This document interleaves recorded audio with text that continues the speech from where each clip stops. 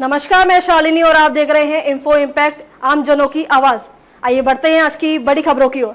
विजय दिवस पर ढाका में लगे भारत विरोधी नारे, लोग बोले दिल्ली का राज नहीं चलेगा, वॉर मेमोरियल रहा सूना। 16 दिसंबर को जब बांग्लादेश में 53वां विजय दिवस मना, तब भारतीय सैनिकों की याद में बन रहा आशुगंज का वॉर मेमोरियल सूना पड़ा रहा।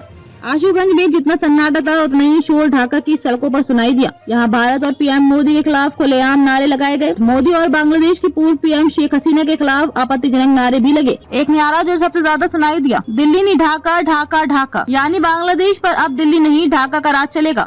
बांग्लादेश की सरकार फैसले लेगी और भारत की दखलंदाजी सहन नहीं की जाएगी। वॉर मेमोरियल के लिए फंड नहीं, काम रुका। बांग्लादेश की राजधानी ढाका से करीब 80 किलोमीटर दूर आशुगंज में 7 साल से एक वॉर मेमोरियल बन रहा है। ये मेमोरियल 1971 की जंग में शहीद 1600 भारतीय सैनिकों की याद में बनना है। इस दिसंबर 2023 तक तैयार हो जाना था, लेकिन फंड की कमी से काम बंद हो गया। ये मेमोरियल त्रिपुरा बॉर्डर से करीब 50 किलोमीटर दूर सिलहट ढाका हाईवे के पास है। हमने बांग्लादेश में सहयोगी रिपोर्टर के जरिए मेमोरियल की प्रोजेक्ट डायरेक्टर अबू सैयद और देर से बात की। उनसे पूछा कि मेमोरियल कब तक तैयार होगा। जवाब मिला अगले महीने। हमने उनसे मेमोरियल की फोटो वीडियो मांगी। उन्होंने कहा कि प्रोजेक्ट तैयार होने तक किसी को फोटो देने की परमिशन नहीं है। हालांकि दैनिक भास्कर के पास अक्टूबर की एक फोटो है जिसमें मेमोरियल का अधूरा काम दिख रहा है। इसे देखकर नहीं लगता कि 1 महीने में यहाँ काम पूरा हो जाएगा। शेख हसीना सरकार गिरने के बाद पहला विजय दिवस। शेख हसीना की सरकार गिरने के बाद बांग्लादेश में पहली बार विजय दिवस मना। अब यहाँ अंतरिम सरकार है, इसलिए इस बार सेलिब्रेशन थोड़ा अलग है।